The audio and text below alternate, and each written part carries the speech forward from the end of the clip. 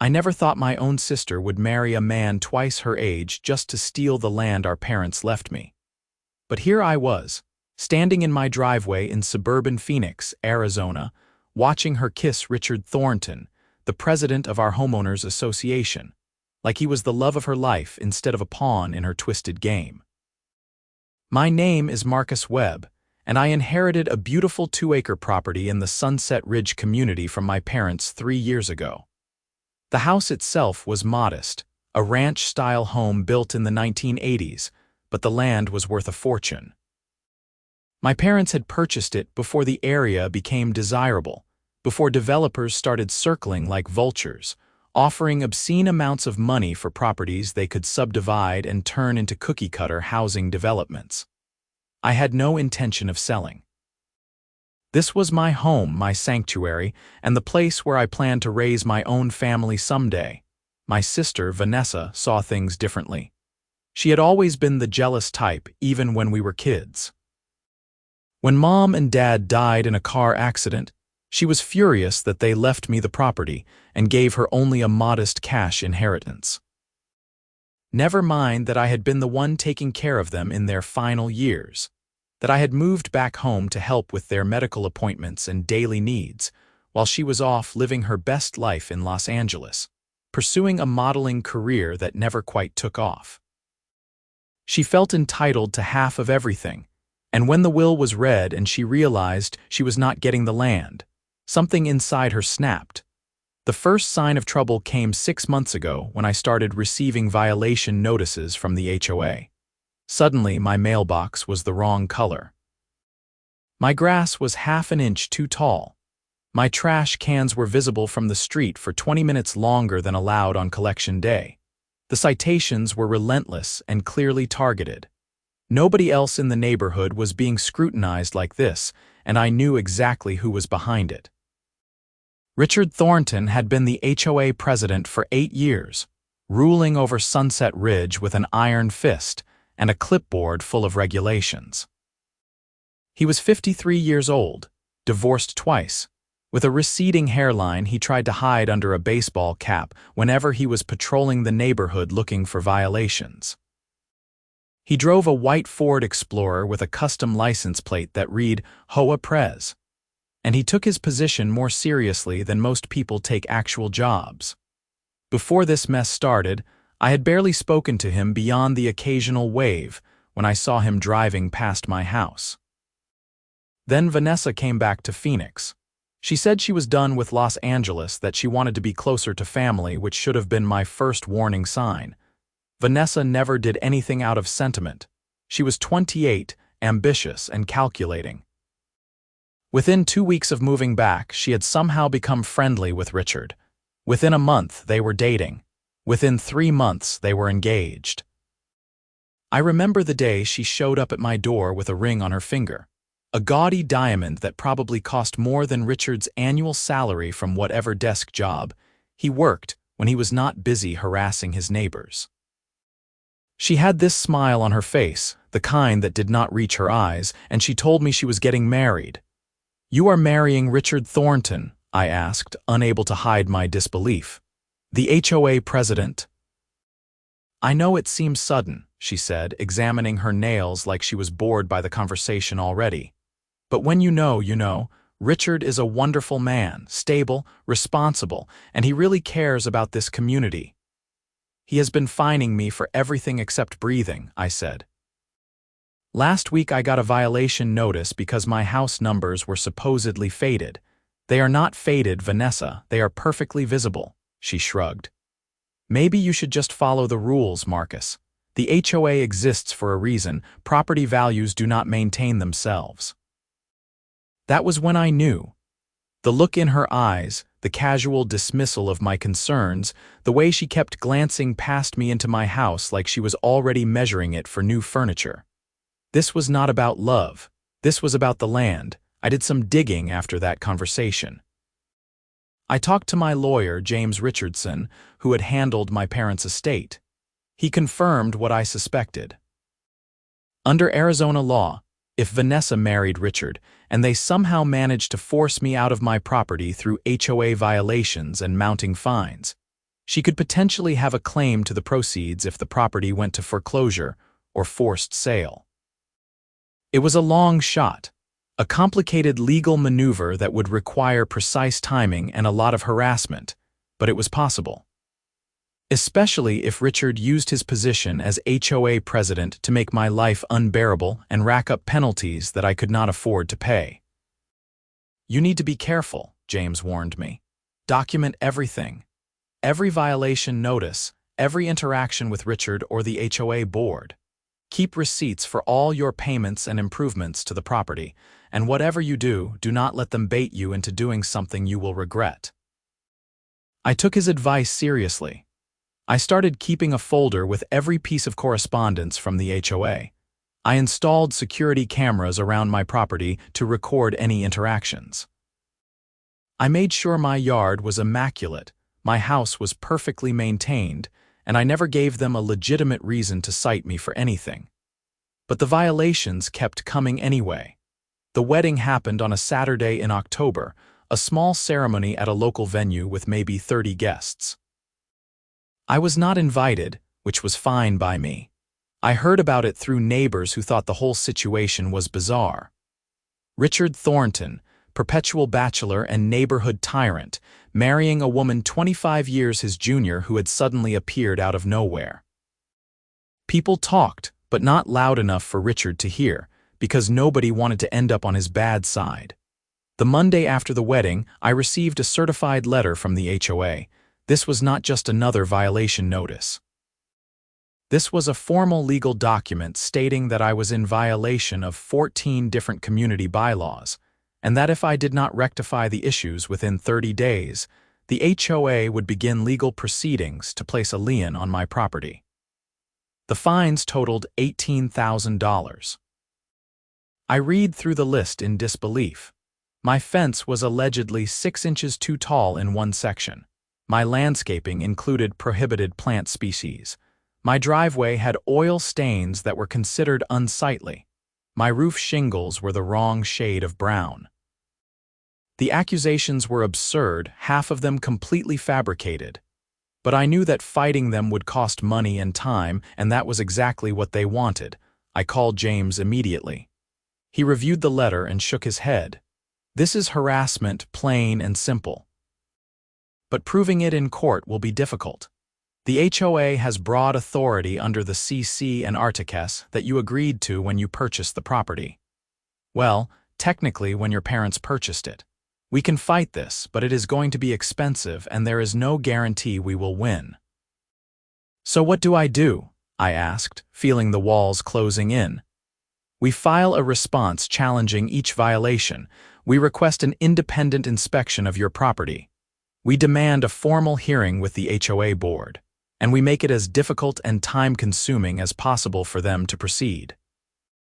In the meantime, you need to figure out what their end game is, because this is not just about fines. They want something, and you need to know what it is before you can effectively fight back." I already knew what they wanted. They wanted my land. Vanessa wanted what she believed should have been hers all along, and Richard was her means to get it. But knowing their goal and stopping them were two different things.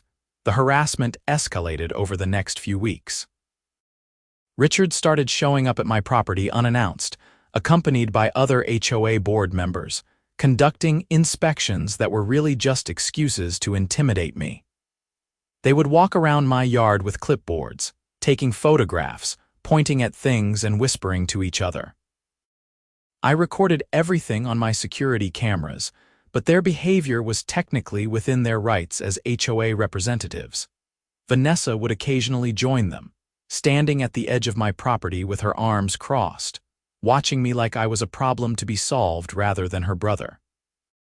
We had not spoken since she told me about her engagement, and the silence between us was heavy with years of resentment and competition that I had never fully acknowledged until now. Then came the night that changed everything. I was in my living room, reviewing the response that James had prepared to the HOA's legal threats, when I heard voices outside. I looked out the window and saw Richard and Vanessa standing in my driveway, arguing. Their body language was tense, aggressive, and I could hear their raised voices even through the closed window. I cracked open my front door to listen. I know it was not exactly honorable, but at that point, I was looking for any advantage I could get. "You promised me this would work," Vanessa was saying, her voice sharp with anger. "You said we could force him out, that the fines would pile up and he would have no choice but to sell." "It is not that simple," Richard replied, sounding defensive. "Your brother is fighting back. He hired a lawyer. He is documenting everything. We need to be careful or this whole thing could blow up in our faces." "I do not care about being careful," Vanessa snapped. "I want what is rightfully mine. My parents should have left me this property. I am the oldest." "But no, they gave everything to Marcus because he is the golden child who could do no wrong." "We will get it," Richard said, trying to placate her. "But we have to be smart. If we push too hard too fast, we could end up in legal trouble. There are laws against HOA harassment, and if a judge decides we cross the line—" "Then what was the point of marrying you?" Vanessa interrupted. "You said you had power in this community, that you could make things happen. So far, all I have seen is a lot of talk and no results." There was a long silence, and then Richard spoke again, his voice colder this time. "I did not realize I was just a tool for you to use. I thought we had something real, Vanessa." She laughed, a harsh, bitter sound that made my stomach turn. "Real, Richard, you are old enough to be my father. Did you honestly think I married you for love? I married you because you are the HOA president and I needed your help getting my brother off this land. That is it. That is the deal." I heard Richard suck in a breath, and even from where I was standing, I could tell she had heard him. Whatever delusions he had been harboring about their relationship, Vanessa had just shattered them completely. "I see," he said finally. "Well, if that is how you feel, maybe we need to reconsider our arrangement. Do not even think about backing out now," Vanessa warned. "We are married. We have a plan. You are going to see this through whether you like it or not." "Actually," Richard said slowly, "I do not think I am." Vanessa made a sound of frustration. "What are you talking about?" "I am talking about the prenuptial agreement you signed," Richard said, and I could hear a note of satisfaction in his voice now. "The one my lawyer insisted on before the wedding. You remember that, do not you?" The silence that followed was deafening. I found myself holding my breath, waiting for Vanessa's response. "The prenup does not matter," she said, but there was uncertainty in her voice now. "It just protects your assets. It has nothing to do with Marcus's property." "Actually, it has everything to do with it," Richard replied. "See, my lawyer was very thorough. The prenup includes a clause stating that any property acquired during our marriage through questionable means, including abuse of my position as HOA president, automatically becomes my sole property, and you have no claim to it whatsoever. Furthermore, if it is discovered that you entered into this marriage under false pretenses, or with the intention of using my position for personal gain, the marriage can be annulled, and you walk away with nothing." I almost laughed out loud. Richard Thornton, for all his petty tyranny and ridiculous enforcement of HOA rules, had been smarter than Vanessa gave him credit for. He had protected himself, probably suspecting from the beginning that her interest in him was not entirely genuine. "You cannot be serious," Vanessa said, her voice rising. "You are just saying this because I hurt your feelings. That prenup is not enforceable." "Oh, it is very enforceable," Richard said. "My lawyer is one of the best in Phoenix, and I have been documenting our conversations, Vanessa. Including this one." There was a pause, and then he added, "I am wearing a wire." The explosion that followed was impressive. Vanessa started screaming at Richard, calling him every name in the book, threatening to ruin him, to expose him, to make his life a living hell. Richard stayed calm through it all, which only seemed to make her angrier. Finally, I heard car doors slamming, engines starting, and tires screeching as they both left my property. I stood in my doorway for a long moment, trying to process what I had just heard. Then I called James and told him everything. "This is good," he said when I finished. If Richard is willing to testify that Vanessa married him specifically to help her steal your property, we can use that. It proves harassment, it proves intent, and it completely undermines any future claims she might try to make. Can you get him to go on record? I do not know, I admitted. He is still the HOA president. He is still the one who has been sending me violation notices and trying to fine me into oblivion. True, James said thoughtfully. But it sounds like he might be having second thoughts about this whole scheme, especially now that he knows Vanessa was just using him. People do stupid things when they are angry and humiliated. We might be able to use that to our advantage. Over the next few days, I noticed a shift in the neighborhood. Richard stopped conducting his aggressive inspections of my property. The violation notices stopped coming. I saw him a few times driving past my house, but he did not stop, did not even look in my direction. Vanessa's car, a red convertible she had bought with her inheritance money, was notably absent from Richard's house, where she had been staying since the wedding. I decided to take a chance. I drafted a letter to Richard, carefully worded, acknowledging that we had both been caught up in something neither of us fully understood, and suggesting that we meet to discuss a resolution. I was not expecting much, but to my surprise, Richard called me 2 days later. "We should talk," he said, his voice tired. "Not at your place or mine, somewhere neutral. You know the coffee shop on Baseline Road, Desert Grounds," I said. "I know it. When? Tomorrow morning. 8 o'clock. I arrived at the coffee shop 15 minutes early and ordered a black coffee. Richard showed up right on time, looking like he had not slept in days. His eyes were red-rimmed, his hair was messier than usual, and he had the defeated posture of a man who had just realized he had made a terrible mistake. We sat down at a corner table, away from the other customers. For a moment, neither of us spoke. Then Richard sighed and ran a hand over his face. "I am an idiot," he said. "A complete and total idiot. What happened?" I asked, keeping my tone neutral.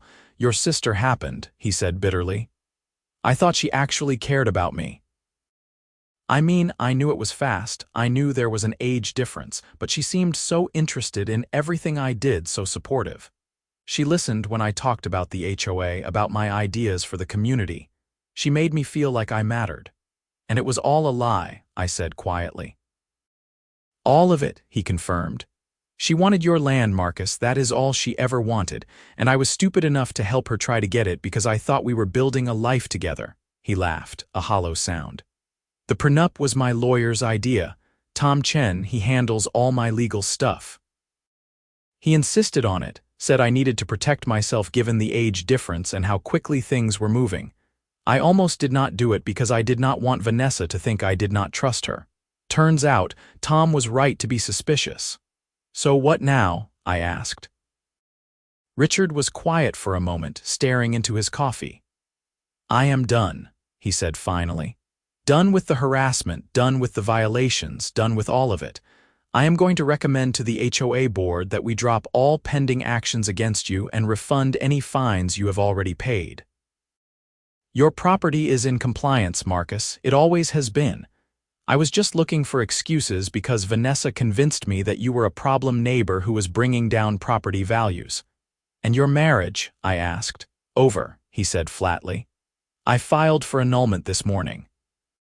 Given the circumstances, given that she admitted on tape that she married me under false pretenses, my lawyer thinks it will go through without any issues. The prenup ensures she gets nothing from me, and I get to walk away from this mess with at least some of my dignity intact." I should have felt triumphant. I should have been celebrating the fact that their plan had fallen apart. But looking at Richard, seeing the genuine pain in his eyes, I just felt sad. He had been a pawn too, in his own way, manipulated by someone who saw him as nothing more than a means to an end. "I am sorry she did this to you," I said, and I meant it. Richard nodded. "Me too. And I am sorry for what I put you through, the violation notices, the harassment, all of it. I let myself get caught up in Vanessa's vendetta, and I abused my position as HOA president. That was wrong, and I take full responsibility for it." "I appreciate that," I said. But I need more than an apology, Richard. I need a guarantee that this is over. That I am not going to wake up next month to find out you have changed your mind and decided to come after me again. You have my word, Richard said, and I will put it in writing. I will draft a formal letter to the HOA board explaining that all actions against you were taken in error and should be reversed. I will also recommend that the board review our violation procedures to prevent this kind of targeted harassment from happening again. What about your position as president? I asked. Are you stepping down? He hesitated, then nodded. I think I have to. Once people find out what happened, once they realize I was using my authority to help my wife go after her brother's property, I will lose all credibility. Better to resign now with some dignity than wait to be forced out. We talked for another hour, working out the details of how this would be resolved. Richard would present his recommendations to the HOA board at their next meeting, which was scheduled for the following week. He would also provide me with copies of all the documentation related to my supposed violations, along with a written statement acknowledging that the citations were baseless and motivated by personal reasons rather than legitimate compliance concerns. In exchange, I agreed not to pursue legal action against Richard personally or the HOA as an organization. James was not thrilled when I told him about this arrangement, but he understood my reasoning. I did not want to spend the next year tied up in lawsuits and depositions. I wanted this to be over so I could move on with my life. The HOA board meeting was held on a Tuesday evening at the community center, a low-slung building near the neighborhood entrance. I attended as an observer, sitting in the back row and watching as Richard addressed the board members. There were 5 of them in total, including Richard. 2 middle-aged women named Patricia and Susan, a retired accountant named George, and a younger guy named David who had just bought a house in the neighborhood last year. Richard stood at the front of the room, looking uncomfortable but determined. He explained that he was resigning as president effective immediately due to personal reasons. He then went through the details of my case, acknowledging that the violations he had cited were not legitimate and recommending that all fines be rescinded and refunded with interest. Patricia, a woman in her 50s with short gray hair and a perpetual frown, raised her hand. Richard, I do not understand. Are you saying you made up violations against Mr. Webb? That seems like a serious abuse of your authority. I am saying that I allowed personal matters to cloud my judgment, Richard said carefully. And yes, I cited Mr. Webb for issues that were either non-existent or so minor they would normally have been overlooked. That was wrong, and I am taking steps to make it right. What personal matters? Susan asked. She was younger than Patricia, maybe mid-40s, with blonde hair pulled back in a tight ponytail. This is pretty serious, Richard. We need to understand what happened. Richard glanced at me and I gave him a small nod. We had discussed this. He was not going to throw Vanessa under the bus publicly, but he was going to be honest about his actions. I entered into a relationship with someone who had a personal grievance against Mr. Webb, Richard said. I allowed that person to influence my decisions regarding his property. That was a mistake, and I take full responsibility for it.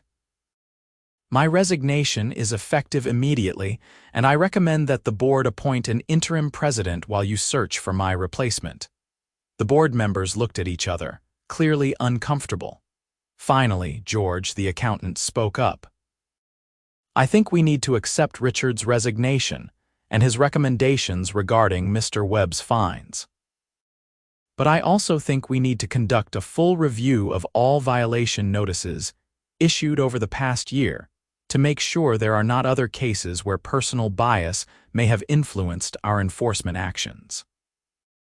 The other board members agreed, and after some discussion, they voted unanimously to accept Richard's resignation, rescind all fines and violations against me, and launch a comprehensive review of HOA enforcement procedures. I was given a formal letter of apology and a check for $3,000, which represented the fines I had already paid plus interest. As the meeting was breaking up, Patricia approached me. "Mr. Webb, I want you to know that the board was not aware of Richard's behavior. If we had known he was targeting you unfairly, we would have intervened."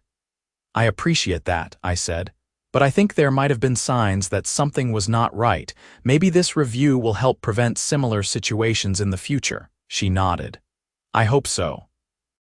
Nobody should have to deal with what you went through." I left the meeting feeling like a weight had been lifted off my shoulders. The nightmare was over.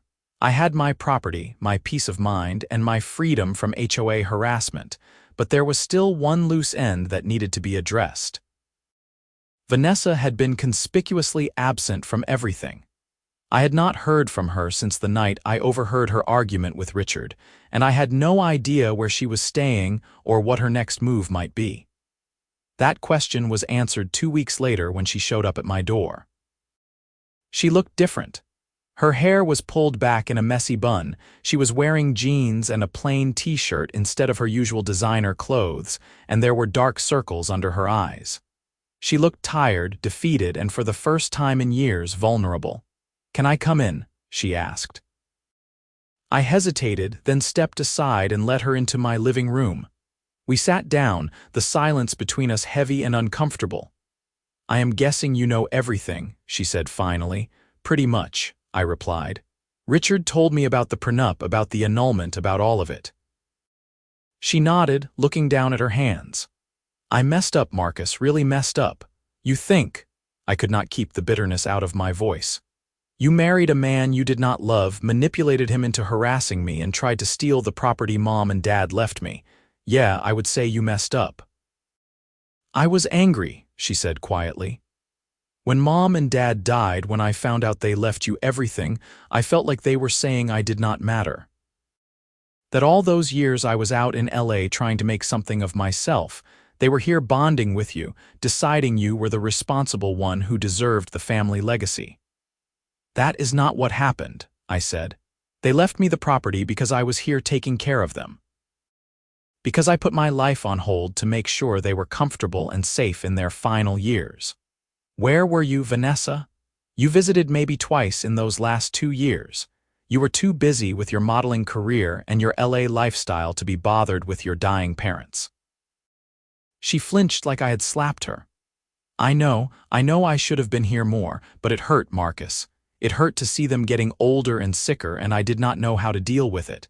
So I stayed away, and I told myself I would make it up to them later. But then it was too late, and all I had left was this anger and resentment that I did not know what to do with. "So you took it out on me," I said. "I took it out on you," she agreed. "And I am sorry. I am so sorry. What I did was unforgivable, and I do not expect you to forgive me. But I needed you to know that I regret it, all of it." We sat in silence for a long moment. Part of me wanted to tell her to leave, to get out of my house and my life and never come back. But another part of me, the part that remembered growing up with her, remembered the times before the jealousy and competition had poisoned our relationship, wanted to believe that maybe, just maybe, we could find a way back to being siblings again. "What are you going to do now?" I asked. She shrugged. "I do not know. Move back to LA, I guess. Try to figure out what I want to do with my life. The annulment went through, so I am single again. And broke, because the prenup means I do not get anything from Richard. I used most of my inheritance money on the wedding and trying to maintain the illusion that I was this successful, put-together person. I have maybe $10,000 left to my name." "Mom and Dad left you $50,000, I said, surprised. "Yeah, well, turns out designer clothes and expensive restaurants add up quickly," she said with a bitter laugh. "I am not good with money, Marcus. I am not good with a lot of things." I made a decision then, one that James would probably tell me I was crazy for making. "Stay in Phoenix," I said. "Get an apartment, find a job, figure out what you want to do, but do it here where you have family, where I can help you if you need it." She looked up at me, her eyes wide with surprise. "Why would you help me, after everything I did to you?" "Because you are my sister," I said simply. "And because Mom and Dad would want me to. They loved you, Vanessa. They never stopped loving you, even when you were not around. They left you money because they wanted you to have a fresh start to build a life for yourself. Do not waste it trying to be someone you are not." Tears started rolling down her cheeks, and for the first time since our parents died, I saw the sister I remembered from childhood. Not the jealous, angry woman who had tried to steal from me, but the girl who used to build pillow forts with me in the living room and sneak cookies from the kitchen after bedtime. "I do not deserve your kindness," she whispered. "Probably not," I agreed, "but I am giving it to you anyway. Just do not make me regret it." She left an hour later, promising to look for an apartment and start putting her life back together. I did not know if she would follow through, if this was a genuine turning point or just another manipulation, but I had to give her the chance. For our parents, if not for myself, the next few months were quiet. Richard resigned from the HOA board entirely and sold his house in Sunset Ridge, moving to a different neighborhood across town. I heard through the grapevine that he had started dating someone new, a woman closer to his own age, and that he seemed happier. I hoped it was true. He had been a victim in this mess too, in his own way.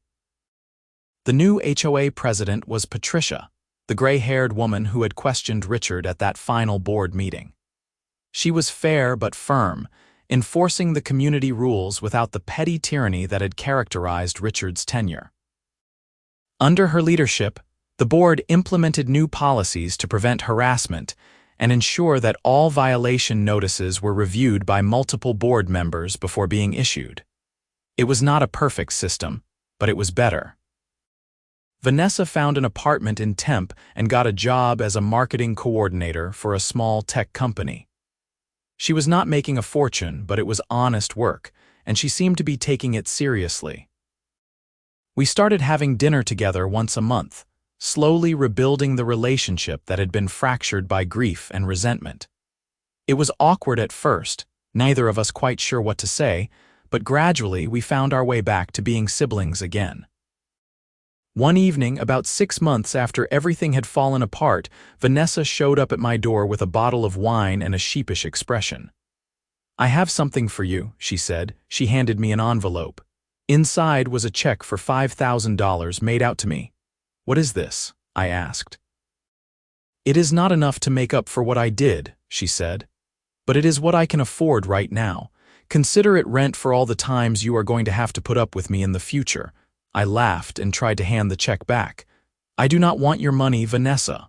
"Too bad," she said. "You are taking it. Use it to fix up the house or invest it or burn it for all I care. But I need to do this, Marcus. I need to start making amends, even if it takes me the rest of my life." We opened the wine and sat on my back patio, looking out over the 2 acres of land that had almost destroyed our relationship. The sun was setting, painting the Arizona sky in shades of orange and pink, and for the first time in a long time, I felt at peace. "You ever think about selling?" Vanessa asked. "I mean, developers are always calling, right? You could make millions." "Every week," I admitted. "But this is home. This is where I remember Mom and Dad. I am not ready to let that go," she nodded. "I get it, and for the record, I am glad you are keeping it. It suits you." We talked late into the night, sharing memories of our parents, of our childhood, of all the years we had wasted being angry at each other. It did not fix everything. Trust was not rebuilt in a single evening, and there were still scars that would take years to heal. But it was a start. A year after the whole mess began, I was in my backyard working on a new garden bed when I saw a familiar white Ford Explorer driving slowly past my house. Richard had changed his license plate, I noticed. No more HOA Prez vanity plate, just standard Arizona tags. He slowed down when he saw me, and for a moment I thought he might stop. But then he gave me a small wave and kept driving. I waved back. There was nothing more to say. We had both learned our lessons, paid our prices, and moved on with our lives.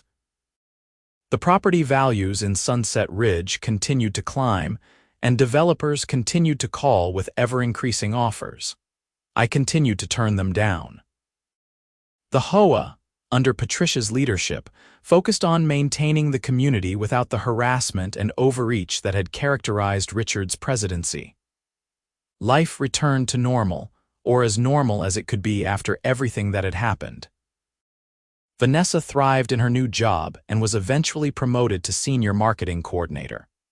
She started dating a guy named Aaron who worked in her building, a divorced father of two who seemed genuinely kind and interested in her for who she was rather than what she could do for him.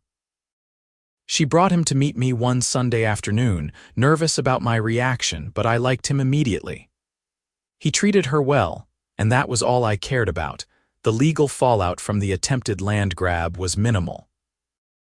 Because Richard had recanted and made amends, because the HOA board had reversed all their decisions regarding my property, and because Vanessa had not actually succeeded in taking anything from me, there were no criminal charges filed. James Richardson, my lawyer, advised me that I could pursue a civil case for harassment and emotional distress, but I declined. I had my property, my peace of mind, and my sister back. That was enough. I did make one change to my estate planning, though. I worked with James to create a more detailed will and trust structure that would protect the property in case anything happened to me. I named Vanessa as a beneficiary, but with conditions. The property would go to her only if she maintained it for at least 5 years before selling, and any proceeds from an eventual sale would have to be split with a charitable foundation I established in our parents' names. It was my way of ensuring that their legacy would benefit the community they loved, not just line someone's pockets. When I told Vanessa about these arrangements, she cried. "You are still leaving me something? After everything I did?" "You are my sister," I said. "And you have spent the past year proving that you have changed. Mom and Dad would want you to have a part of this, and so do I. Just promise me you will take care of it." "I promise," she said. "I swear on Mom and Dad's memory I will take care of it." 2 years after the crisis began, I was contacted by a journalist from the Arizona Republic who was writing a story about HOA abuses and wanted to interview me about my experience. I agreed, hoping that sharing my story might help others who were dealing with similar situations. The article was published on a Sunday and immediately went viral. Apparently, HOA horror stories resonated with a lot of people. I received dozens of emails and messages from homeowners across the country who had been harassed, fined, and threatened by their own HOAs. Many of them had legal questions, and I ended up connecting them with James, who was happy to provide advice and referrals to lawyers in their areas. The attention also prompted the Arizona State Legislature to take a closer look at HOA regulations. A new bill was introduced that would strengthen homeowner protections, require more transparency in HOA enforcement actions, and create a state-level oversight board to investigate complaints of abuse. It was not perfect, but it was a step in the right direction. Patricia from the HOA board called me after the article was published. "I hope you know we support what you did," she said, "sharing your story, advocating for reform. What happened to you should never happen to anyone, and if your experience can help change things for the better, then something good came out of a terrible situation." "I appreciate that," I said, "and I appreciate how you have run the HOA since taking over. You have made Sunset Ridge a better place to live." "That is the goal," she said. "We are all neighbors here. We should be looking out for each other, not trying to destroy each other." It was a simple sentiment, but it captured everything that had gone wrong during Richard's presidency and everything that needed to be fixed moving forward. Life settled into a comfortable rhythm.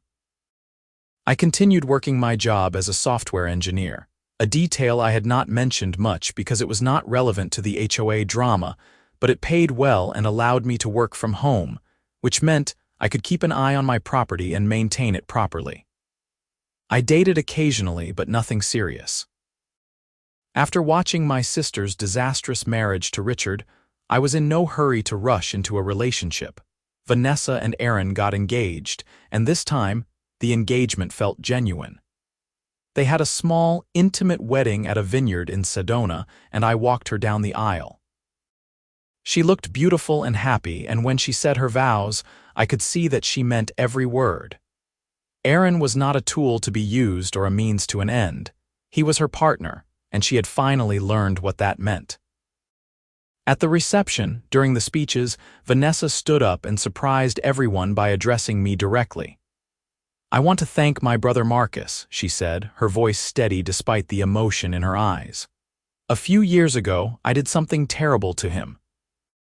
I tried to take something that was not mine, and I hurt him in the process. He had every right to cut me out of his life forever. Instead, he gave me a second chance. He showed me what family really means, what forgiveness really looks like. Marcus, I know I can never fully make up for what I did, but I want you to know that I am grateful every single day that you are my brother." The room erupted in applause, and I felt tears stinging my eyes. Vanessa came over and hugged me, and for a moment, we were just two siblings who had survived something terrible and come out the other side stronger for it. The following year, I received an unexpected phone call from Richard Thornton. I had not heard from him since that day I saw him drive past my house, and I was surprised he still had my number. "Marcus, I hope I am not bothering you," he said, sounding nervous. "I just wanted to let you know that I am getting married again. Her name is Linda, and she is amazing. We have been together for about a year now, taking things slow, making sure we are doing this for the right reasons. And I wanted you to know because you were part of what taught me to be more careful, to not let my ego and loneliness cloud my judgment." "Congratulations, Richard," I said, and I meant it. "I am glad you found someone who makes you happy." "Thanks," he said, "and I wanted to apologize again for what I put you through. I have been doing a lot of therapy over the past couple of years, working through my issues, and I realize now how badly I messed up. I abused my position, I let myself be manipulated, and I hurt you in the process. I am sorry." "I appreciate that," I said, "and I forgive you. We all made mistakes during that time. What matters is that we learned from them." We talked for a few more minutes, and then he hung up. I never heard from him again, but I like to think he found the happiness he was looking for with Linda, that he learned to be a better partner and a better person. 3 years after the crisis began, I met someone. Her name was Jennifer, and she was a landscape architect who had been hired by the HOA to redesign the common areas in Sunset Ridge. She knocked on my door one afternoon to ask if she could take measurements of my front yard as part of her overall assessment of the neighborhood's landscaping. We started talking, and 3 hours later, we were still on my front porch, discussing everything from native Arizona plants to our favorite hiking trails in the Superstition Mountains. We dated for a year before I proposed, and she said yes without hesitation. We got married in my backyard, on the 2 acres of land that had almost been taken from me, surrounded by friends and family. Vanessa was there with Aaron and their 6-month-old daughter, Emma. Patricia from the HOA board attended, along with several of my neighbors who had supported me during the crisis. Even James Richardson, my lawyer, came with his wife. As I stood under the arch that Jennifer had designed herself, waiting for her to walk down the aisle, I thought about everything that had happened to bring me to this moment. The grief of losing my parents, the betrayal by my sister, the harassment from the HOA, the legal battles and sleepless nights. All of it had led me here, to this piece of land, to this woman who loved me, to this family and community that had been tested and had emerged stronger. Jennifer and I exchanged vows, promising to support each other through whatever challenges life might bring. And as we kissed and everyone applauded, I looked out over the crowd and saw Vanessa wiping tears from her eyes, smiling at me with genuine happiness. Our relationship was not perfect, probably never would be, but it was real and it was healing. We moved into the house together, and Jennifer immediately started redesigning the landscaping.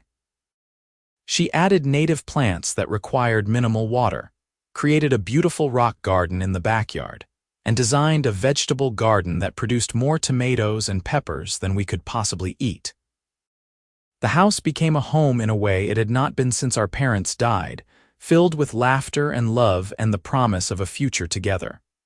The HOA, under Patricia's continued leadership, became a model for how community associations should operate.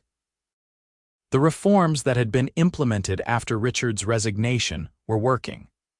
Violations were handled fairly, enforcement was consistent but not oppressive, and homeowners felt like they had a voice in the decisions that affected their properties. Patricia eventually stepped down as president after serving 2 3-year terms, and the board elected David, the younger member, to replace her. The transition was smooth, and the community continued to thrive. 4 years after the crisis, Jennifer and I welcomed our first child, a daughter we named Sarah after my mother. Vanessa and Aaron were there at the hospital, along with their daughter Emma, who was now 3 years old, and excited to have a cousin to play with. As I held my daughter for the first time, I thought about the legacy I was giving her. Not just the land and the house, but the story of family, of forgiveness, of fighting for what matters. I made a promise to myself that day that I would tell Sarah the truth when she was old enough to understand. I would tell her about her grandparents, about the will that caused so much conflict, about her aunt's desperate attempt to claim what was not hers. But I would also tell her about redemption, about how Vanessa had worked to make amends, about how our family had survived something that could have destroyed us. Because that was the real legacy, not the land or the money, but the resilience and love that held us together even when everything was falling apart. Jennifer and I eventually decided to build a second house on the property, a smaller casita that we rented out to help cover the property taxes and maintenance costs. It was not about the money, though that certainly helped. It was about making the land productive, about sharing this beautiful space with others who appreciated it. Our first tenants were a young couple who had just moved to Phoenix for work, and they reminded me of Jennifer and me when we first met, full of hope and excitement about the future. The developers continued to call periodically, their offers growing more aggressive as the Phoenix housing market continued to boom, but I never seriously considered selling. This land was more than just a financial asset. It was where my parents had built their life, where I had learned what family meant, where my daughter would grow up and make memories of her own. 5 years after the crisis, I received a letter from Richard Thornton. It was handwritten, several pages long, and it detailed his journey over the past few years. He and Linda had gotten married and were expecting their first child. He had started his own property management consulting business, helping HOAs develop fair and effective enforcement policies. He had become an advocate for HOA reform, working with state legislators to strengthen homeowner protections. He was, in his own way, trying to make amends for what he had done. At the end of the letter, he wrote, "I know I can never fully repair the damage I caused. But I want you to know that the experience with you and Vanessa changed me fundamentally. I learned that power, even the small amount of power that comes with being an HOA president, can corrupt if you are not careful. I learned that loneliness can make you vulnerable to manipulation. And I learned that sometimes the worst mistakes can lead to the most important growth. Thank you for forgiving me, Marcus. I hope you are living a good life on that beautiful property your parents left you." I showed the letter to Jennifer, and we talked about whether I should respond. Ultimately, I decided to send a brief note congratulating him on his upcoming child and wishing him well in his consulting business. There was no need for a lengthy correspondence. We had both moved on, both found our paths, and that was enough. Vanessa and Aaron bought a house in Gilbert, a suburb not far from Sunset Ridge. They were expecting their second child, a boy they planned to name Michael after our father. Vanessa had been promoted to director of marketing at her company, and she was thriving professionally and personally. She and I had dinner together once a month without fail, and holidays were always spent at my house, with the whole family gathered around the table that had belonged to our parents. One evening, after everyone had left and Jennifer was putting Sarah to bed, Vanessa lingered to help me clean up. As we were loading the dishwasher, she said, Do you ever think about what would have happened if Richard had not had that prenup? If our plan had actually worked? I thought about it for a moment. Sometimes, I admitted, but I do not think it would have turned out the way you hoped. Even if you had managed to force me off this land, even if you had gotten the property somehow, I do not think it would have made you happy. It would have just been one more thing you acquired, one more way to avoid dealing with what you were really feeling. She nodded slowly. You are right.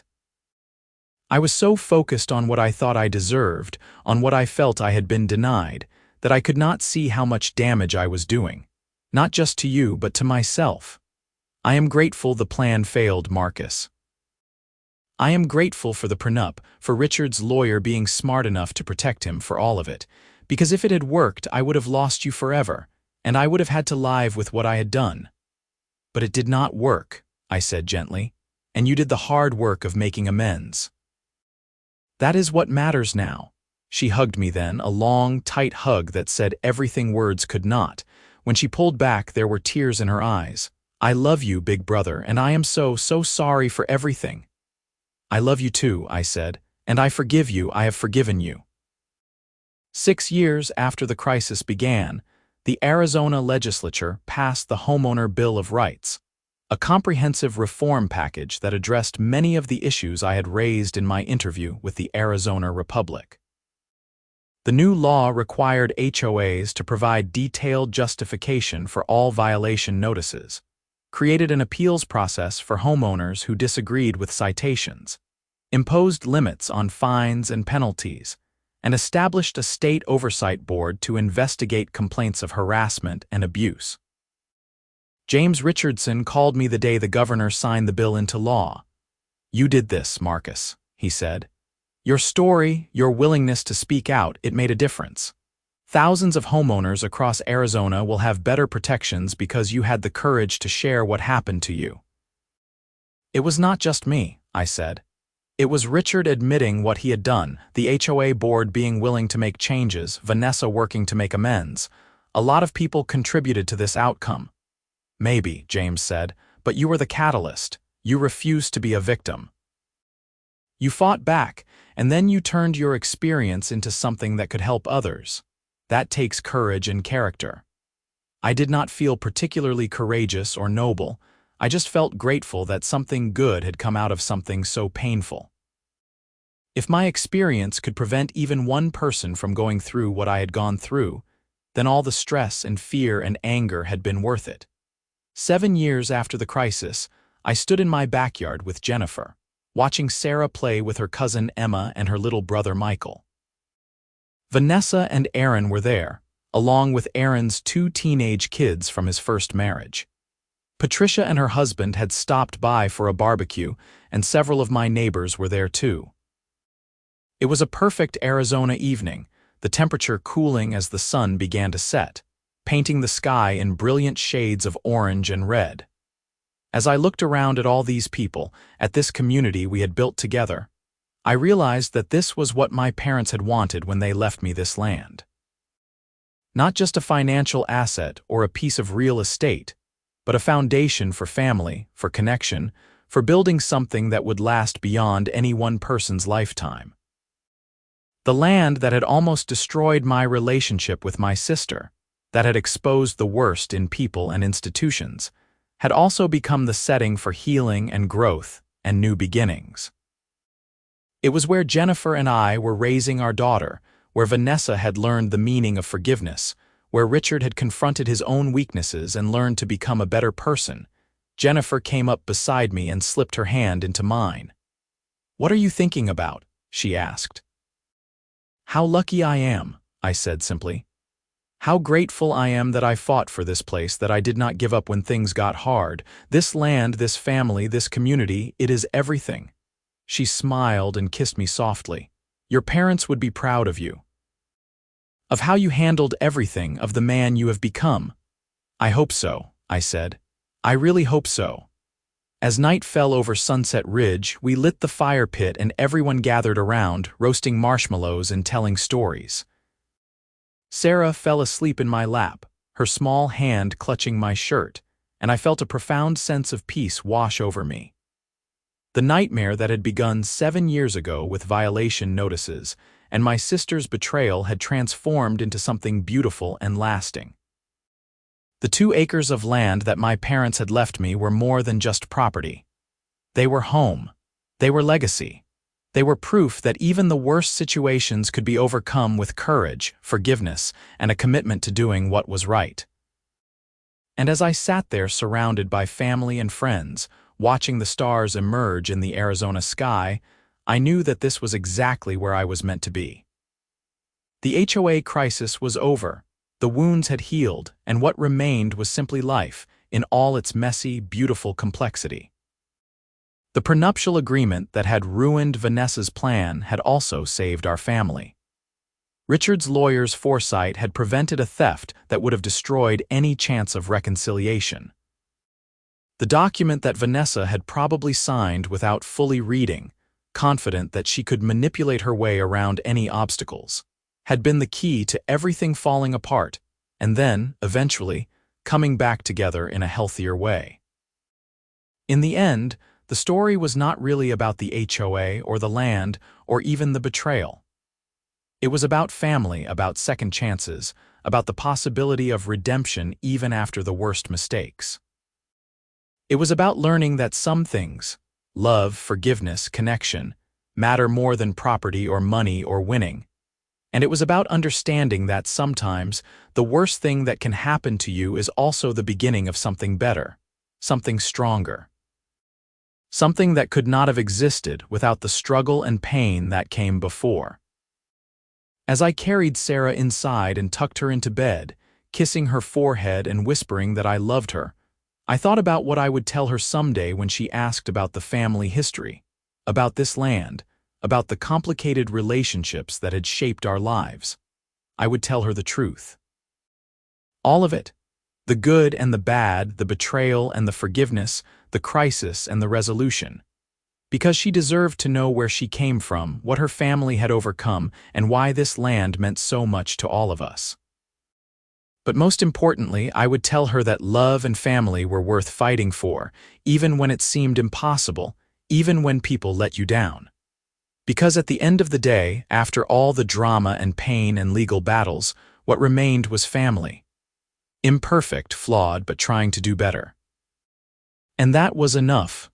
That was more than enough. That was everything.